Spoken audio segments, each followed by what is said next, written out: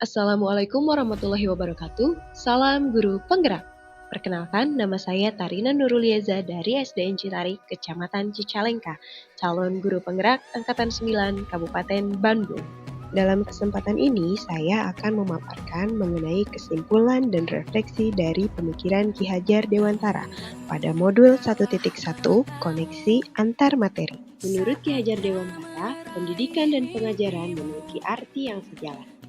Pengajaran adalah pendidikan dengan cara memberi ilmu atau faedah bagi kehidupan anak secara lahir maupun batin.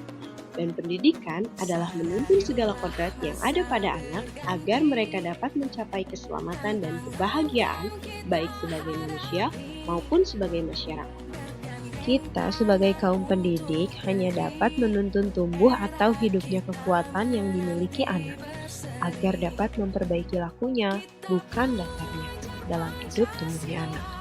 Karena anak tidak dilahirkan sebagai kertas kosong yang bisa kita isi dengan coretan sesuka kita, melainkan pada dasarnya anak terlahir dengan coretan-coretan samar yang khas pada masing-masing anak. Oleh karena itu, pendidikan berkewajiban dan berkuasa menebalkan segala coretan samar yang mengarah kepada hal yang lebih baik, dan mengikis setiap coretan yang mengarah kepada hal yang lebih buruk agar semakin terlihat samar dan tertutup oleh coretan baik yang semakin tebal.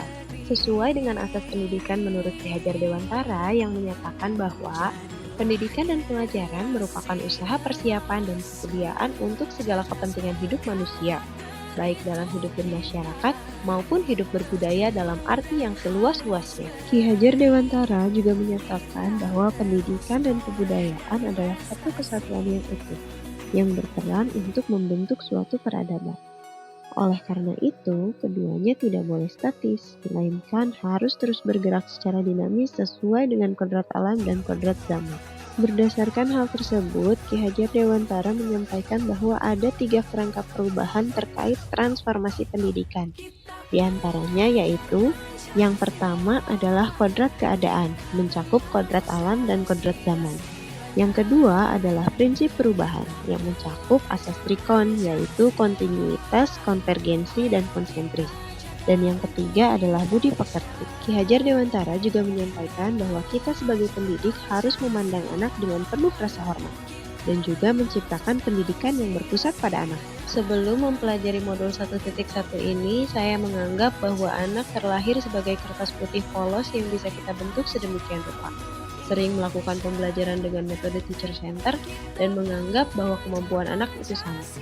Saya menganggap bahwa ketercapaian pembelajaran adalah berdasarkan nilai hasil evaluasi kognitif siswa.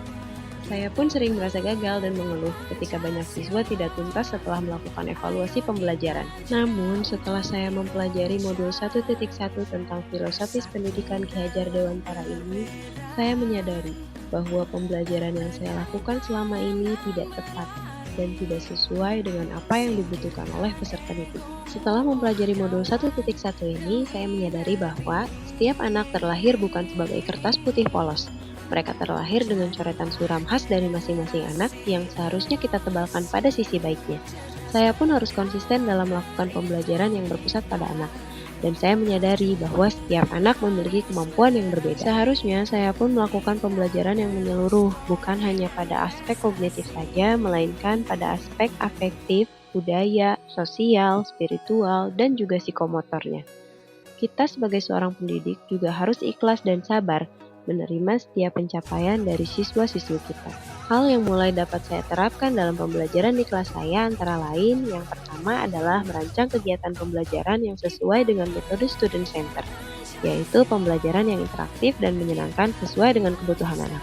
Yang kedua adalah menerapkan pembelajaran abad ke-21, mencakup berpikir kritis, kreatif, komunikatif, dan juga kolaboratif. Yang ketiga, menerapkan tujuan pembelajaran menurut Ki Hajar Dewantara, yaitu menuntut anak untuk mencapai keselamatan dan kebahagiaan sesuai dengan kodratnya. Dan yang keempat adalah mengenali setiap karakter anak serta latar belakangnya dengan cara berkomunikasi dengan baik. Demikianlah pemaparan dari modul 1.1 Koneksi Antar Materi tentang Filosofis Pendidikan menurut Ki Hajar Dewantara. Terima kasih sudah menonton video ini. Wassalamualaikum warahmatullahi wabarakatuh.